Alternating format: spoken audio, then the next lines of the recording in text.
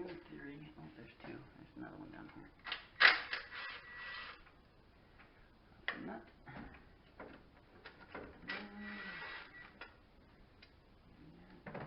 Replace that. And there's that. And you can see how this goes in. It just sets in there, and then when you got the sleeve and then the pulley that goes on top of that, and the nut that tightens down, and that stays put. So, in other words, that can just come right out now.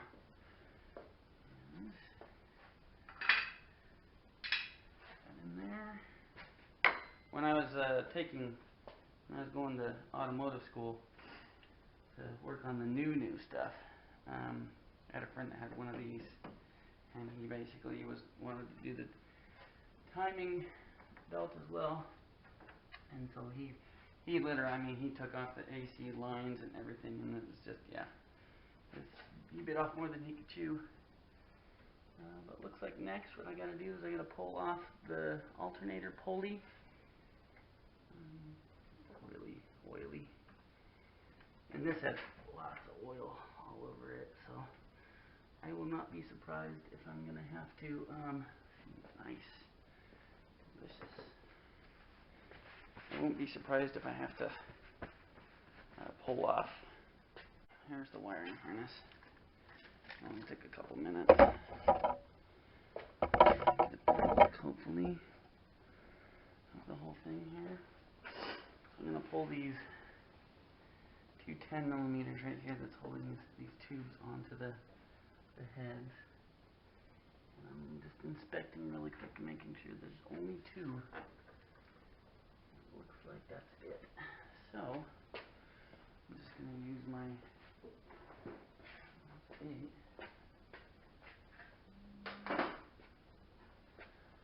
Use this thing again here.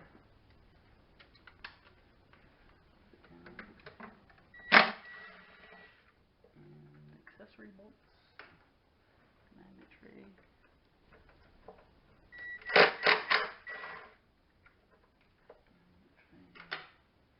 And that fringe just come right off.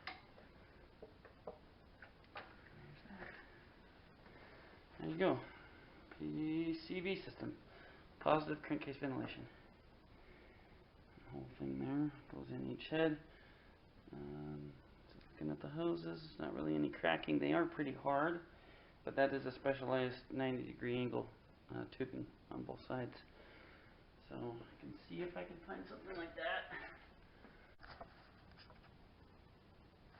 that. Alrighty, so we're back. Next week, I did end up taking the AC hose off. As you can see, this is the end that was blocking it.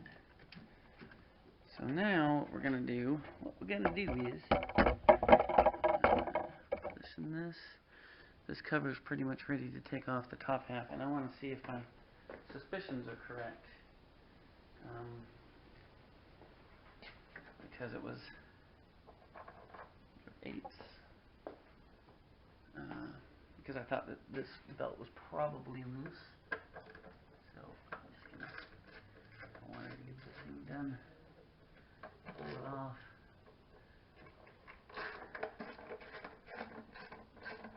Tonight instead of next week. And of course, you know, I'm running out of room with my magnets, so that's that. Big ginormous one. Use this big one here, so I won't run out of room.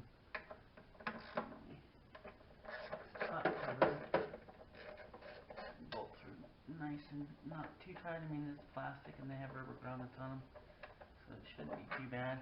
I do have a thermostat that I'm going to replace that one with.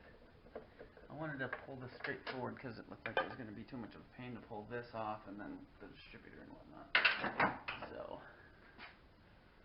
make sure that there's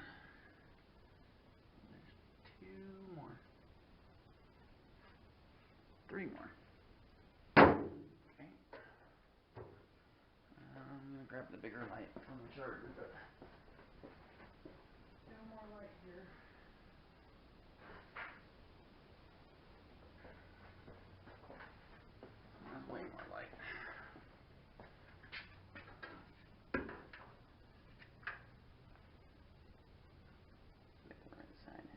camera. So much better. We can see. It's amazing. So there's one right here. I wouldn't say that one's probably too tight.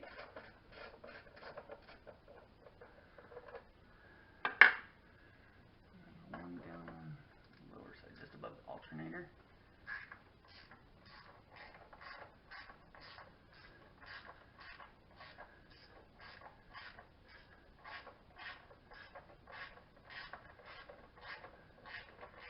And I'm probably going to have to get a, for the crankshaft, I've got an air gun, but I don't have a compressor yet. So, next video, hopefully, I'll have a compressor.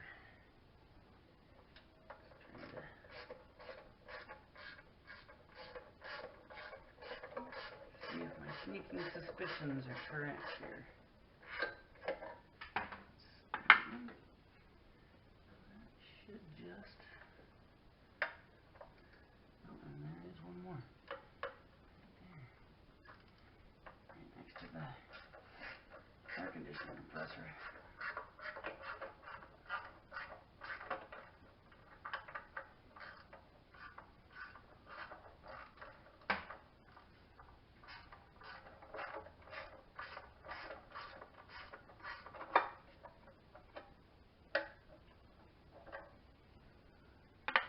Let's see if that's it. I'm not sure.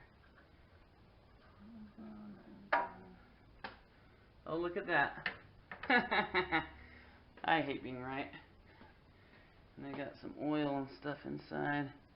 It looks like I've got some nice carbon buildup.